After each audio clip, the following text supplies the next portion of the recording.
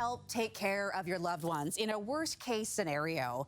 But how do you know which type of life insurance is the best fit? Joining us this morning with more is Peter Sashecki from Everything Financial. Good morning, Peter. Good to see you. Good morning. So I'm glad we're doing this segment because there is a lot of types of insurance out there that people can buy. It's a bit overwhelming at times. What is the difference between mortgage life insurance and regular life insurance?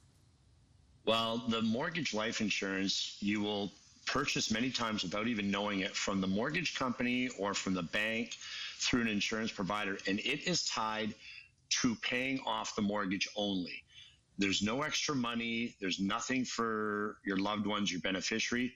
The beneficiary really is the institution providing the mortgage, and it can only pay off the mortgage, where traditional life insurance, your beneficiary who receives it can use it for whatever they wish. Bills, income for the, to help raise kids, whatever the case may be. It's more part of an overall financial plan, not just there to pay a mortgage. So is there a cost difference between the two? Oh, yeah, there's a cost difference.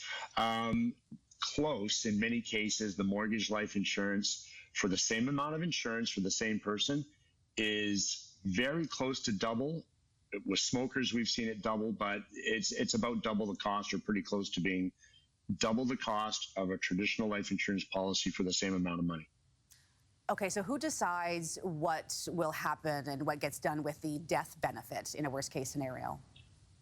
Well, in a traditional life insurance policy, it's your choice to choose what to do with the benefit. In a mortgage case, it pays the mortgage. So if you bought the insurance and your mortgage was $500,000 and your loved one who's insured passes away, and now there's only, let's say not only, but there's $400,000 left on the mortgage, the $400,000 gets paid, the mortgage debt is cleared, but you have no extra money for funeral expenses, other debt payments. Like I said, using it as income to raise the kids, it goes to the mortgage company and you have no say. Are you able to cancel? Like, what happens if you do want to cancel that type of life insurance? Yeah.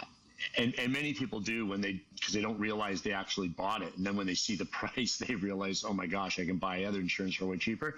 Simply an email to the bank and make sure it's replied to so you know they've got it. And you can just cancel it. There's no extra fees or extra costs. But I caution you, if you're going to do that, even though it's very expensive, talk to your registered financial planner. Make sure you have the traditional insurance you need for your family before eliminating the one from the bank that's overexpensive. Do the responsible thing and see if you have the right coverage for your need. And that's the key, Carrie, with insurance. It's not really the type, the amount. It's what do you need the insurance for? And that's what you make sure you have, the right amount, whether it's $500,000, like we said earlier, $1 million, or whatever the case may be.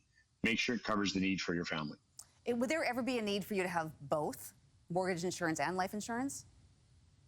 There really isn't. I mean, the traditional can take place of the mortgage insurance, and then, you can go through and cancel that insurance and put the lower cost traditional, but also more flexible life insurance policy for your family in place, because then you decide in your plan what bills get paid, because you could literally invest the insurance proceeds and use the income off the proceeds to pay the mortgage down and keep your principal in force and just give you more options for your family. Hey, just really quick, because we're almost out of time, but what if you're uninsurable?